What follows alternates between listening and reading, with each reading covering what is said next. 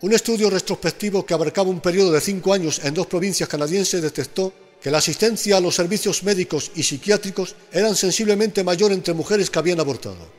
Lo más revelador fue la conclusión a la que se llegó, según la cual el 25% de mujeres que habían abortado visitaban a los psiquiatras frente al 3% del grupo del control habitual. Aproximadamente un 60% de mujeres que experimentan secuelas posaborto declaran albergar ideas suicidas, con un 28% que intentan realmente suicidarse, de las cuales la mitad lo ha intentado en 2 o más ocasiones. El aborto también se halla significativamente ligado al abuso posterior de alcohol y de drogas. Incluso tiene como consecuencia desórdenes alimenticios. Según el estudio, en algunas mujeres el estrés posaborto se asocia con desórdenes en la ingestión de alimentos, tales como bulimia, comer compulsivamente y anorexia nerviosa. Una enfermera reveló que muchas mujeres, cuando acaban de someterse a un aborto provocado, se arrojan en la sala de recuperación y lloran, mientras exclaman con gran remordimiento: «He matado a mi hijo, acabo de matar a mi propio hijo». Ciertamente, una madre puede extraer a su bebé de su vientre, pero no de su corazón. El tipo de aborto intencionado que venimos tratando también tiene serios efectos emocionales en muchos de los profesionales de la medicina. Quienes se ocupan de realizar esta cruel tarea han escrito y dicho lo suficiente como para demostrar que no se trata de un procedimiento médico cualquiera. Un estudio publicado en 1974 describe que eran frecuentes los pensamientos obsesivos sobre el aborto, depresiones, fatiga, ira, baja autoestima y problemas de identidad. El otro estudio demostró síntomas similares. Los periodos de estado de ánimo se caracterizaban por una variedad de sentimientos antes poco comunes y un comportamiento que incluía aislamiento de los compañeros, resistencia a ir al trabajo, falta de energía, impaciencia con los enfermos y un sentimiento de desasosiego general. Pesadillas, imágenes que no se iban y preocupación eran elementos comunes. La práctica de la medicina verdaderamente curativa no deberían causar dichos trastornos psicológicos y emocionales. Pero es que la práctica del aborto que venimos mencionando no es medicina curativa, ni siquiera es medicina, sino una maldad, una perversidad, un acto de impiedad contra el cual la propia conciencia se revela. Es el sentimiento de culpa el que origina los trastornos emocionales y psicológicos mencionados, porque el aborto es una transgresión contra la ley moral, contra esa ley moral que todos los humanos tenemos escrita por el dedo del Creador en nuestra conciencia. Vamos a considerar ahora cuál es la posición divina ante el aborto intencionado. ¿Qué dice Dios sobre el aborto? Leemos para ellos Génesis capítulo 25. Dice así: «Y Rebeca concibió gemelos, y estos luchaban dentro de ella, y dijo: si es así, ¿para qué vivo? Y fue a consultar a Jehová. Y le respondió Jehová: 2 naciones hay en tu seno». En la frase de Rebeca, «¿para qué vivo?», se intuye que Rebeca pensó en el suicidio, para acabar así con su vida y con la de los bebés. Pero Dios se lo impidió. Y no solo lo impidió porque amaba a Rebeca, sino también porque amaba a las criaturas que se estaban gestando en su seno. Leemos en el libro de Éxodo capítulo 21, versículos 22 a 24. Dice así: «Cuando algunos riñeren e hirieren a una mujer embarazada, y ésta abortare, pero sin haber muerte, el culpable será multado. Mas si hubiera muerte, entonces pagará vida por vida». La versión bíblica de Jerusalén refleja el texto leído de la siguiente forma. Atención: «Si 2 hombres, en el curso de una riña, dan un golpe a una mujer encinta y provocaren el parto sin más daño, el culpable será multado, pero si resultare daño, o sea, muerte, pagará vida por vida». Este artículo de la ley de Moisés fue dado por Dios para dar protección al feto, puesto que para dar protección a los adultos o a los niños ya nacidos, ya se había reflejado un mandamiento contra el homicidio en artículos anteriores, concretamente en Éxodo capítulo 21, versículos 12, 13 y 14. Luego, si quien provocaba un aborto en el que el bebé muriera debía pagar con su propia vida, entonces entendemos que para Dios tiene la misma importancia la vida de un bebé en proceso de gestación que la de un adulto, pues así decía el mandamiento: vida por vida. Leemos Proverbios capítulo 6, versículos 16 y 17. «El Señor aborrece las manos que derraman sangre inocente». ¿Existe sangre más inocente que la sangre de un bebé? Génesis capítulo 9, versículo 6, dice así: «El que derrame sangre de hombre, por el hombre su sangre será derramada, porque a imagen de Dios se ha hecho el hombre». Un bebé tiene alma y espíritu, posee personalidad, por lo tanto, un bebé es imagen de Dios.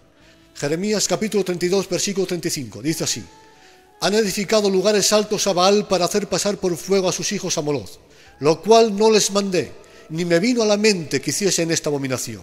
Israel, imitando a las naciones vecinas, sacrificó a sus hijos pasándolos por fuego, una práctica que ni siquiera pasó por la mente de Dios el ordenarla a su pueblo.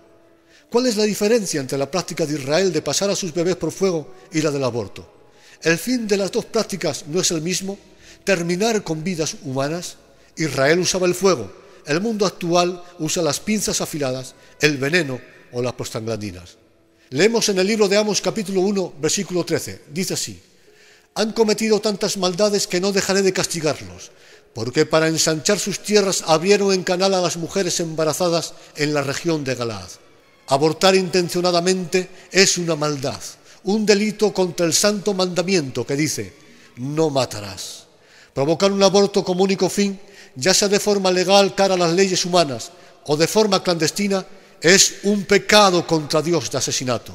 Y no solo peca contra Dios la madre que aborta, sino también todos aquellos que animan a cometerlo, ya sea el esposo, los padres o cualquier otra persona vinculada o no a la madre del bebé.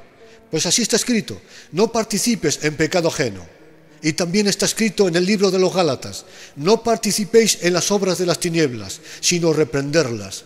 Y evidentemente también pecan contra Dios todos aquellos que practican el tipo de aborto del que estamos hablando.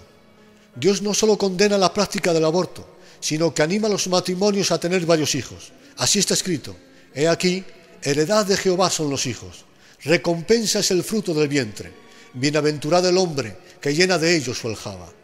Si alguno de los que estáis oyendo este mensaje de la palabra de Dios sentís un profundo pesar en la conciencia por haber abortado, animado o participado en un aborto, ya seas la madre del bebé, familiar, amigo o profesional de la medicina, debes saber que las Escrituras dicen que si confesamos nuestros pecados, Él es fiel y justo para perdonar nuestros pecados y limpiarnos de toda maldad. Si tú eres capaz de reconocer tu pecado y de confesarlo hoy a Dios, la sangre de Jesucristo limpiará todo tu pecado. Si tú eres capaz de arrepentirte, Dios es capaz de perdonarte. Dios te ama con un amor eterno e inalterable. Pero también te recuerdo las palabras que Jesús dijo a la mujer pecadora después de perdonarla: ve y no peques más. La gloria es para Dios. No quiero cerrar este estudio sin mencionar una hermosa verdad bíblica con referencia a estos bebés que han sido abortados. Leo en el libro de Job, capítulo 3, versículo 11 a 19.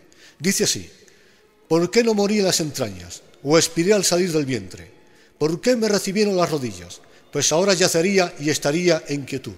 Dormiría y tendría reposo junto con los reyes y los consejeros de la tierra, o con los príncipes que poseían el oro y que llenaban de plata sus casas. ¿Por qué no fui escondido como un abortivo, como las criaturas que nunca vieron la luz? Allí los impíos dejan de perturbar, allí descansan los de agotadas fuerzas. Los prisioneros están juntos en descanso y no escuchan la voz del capataz. Tanto el pequeño como el grande están allí, y el esclavo ya libre de su amo. Job menciona por 3 veces la palabra allí. Alude a un lugar, señala un lugar donde también están los reyes, los consejeros de la tierra o los príncipes. Un lugar donde está el pequeño, el grande y el esclavo ya libre de su amo. Un lugar donde hay quietud, reposo y descanso. Y según Job, los bebés que no llegaron a nacer, sino que murieron en la matriz de sus mamás, ahora están allí, en ese lugar. Ese lugar es el paraíso. Aquí hallamos cumplida con creces las palabras de Jesús: de los niños es el reino de los cielos. Quiero destacar una frase del citado texto. Dice así: ahora dormiría. Job deja bien claro que los bebés que no llegan a nacer, ya sea por un aborto casual o intencionado, ahora duermen. La palabra dormir es utilizada en la Biblia para denotar a los que mueren en la salvación eterna. Así está escrito de la mano de San Pablo. Tampoco queremos, hermanos, que ignoréis acerca de los que duermen, para que no os entristezcáis como los demás que no tienen esperanza. Pues si creemos que si Jesús murió y resucitó, de la misma manera Dios traerá por medio de Jesús y con él a los que han dormido. Pues os decimos esto por palabra de Dios: nosotros que vivimos, los que habremos quedado hasta que Él venga, de ninguna manera precederemos a los que ya durmieron. Primera de Tesalonicenses capítulo 4. Todas las almas de los que han muerto dentro de la salvación eterna están en un lugar de paz y de descanso, esperando el gran día en el que el autor de la vida dé la orden y los cuerpos resuciten.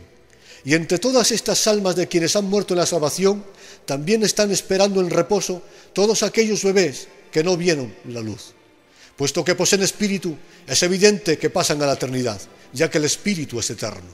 Las Sagradas Escrituras revelan que cuando todos los judíos apartaban con desprecio a los niños que querían acercarse a Jesús, Él dijo: «Dejad que los niños se acerquen a mí». Bien se puede aplicar en el caso de los abortos provocados estas palabras de Cristo: «Esta generación desprecia a las criaturas que aún están en el vientre de sus respectivas mamás, pero Jesús los recibe en su reino». Ahora bien, puesto que muchos de estos bebés han muerto sin llegar a poseer un cuerpo completamente formado, algunos me han preguntado: ¿cómo será el espíritu de semejantes bebés en la eternidad? Debemos entender primeramente que es el cuerpo quien precisa del espíritu para existir y vivir, y no el espíritu del cuerpo. El cuerpo sin el espíritu está muerto, dijo Santiago.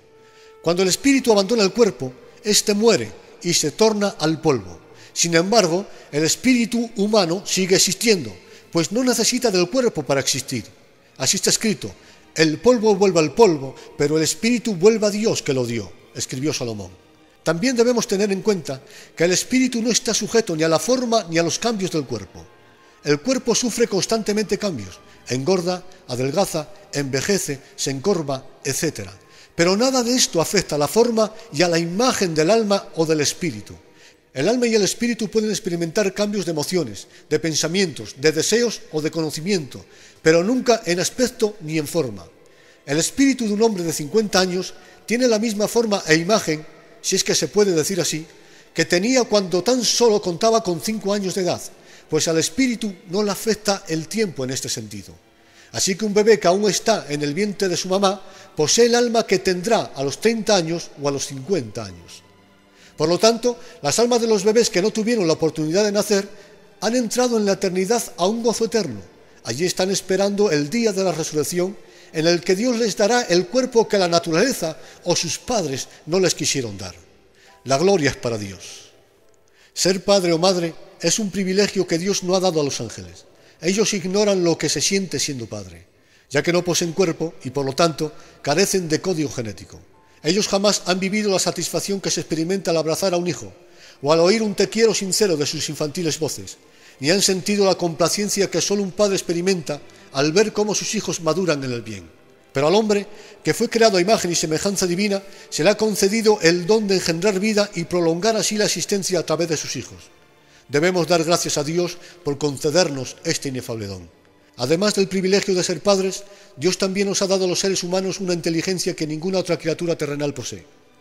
Inteligencia que debemos usar en todas las decisiones que tomemos en la vida. Y cómo no, también en el asunto que venimos tratando en ese estudio. Un matrimonio debe usar el sentido común. Debe reflexionar de forma inteligente sobre cuántos hijos quieren tener y cuántos pueden mantener, atender y educar, y no tener más de los que sus posibilidades les permiten tener.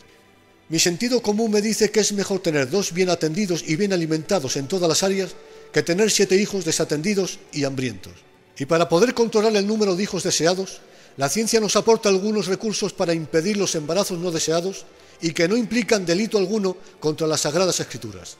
Mejor evitar el embarazo que interrumpirlo, pues esto último sí es un delito contra Dios, contra la ley moral y contra el bebé. Quiero dar por finalizado este estudio rogando a todos los cristianos a que condenen el aborto y se rebelen contra él con el arma de la palabra de Dios, y que además rueguen a Dios para que todos los planes del maligno, que es quien está detrás de este pecado, sean frustrados. Os dejo con una canción que interpreta nuestro hermano René González. Que el Señor os bendiga.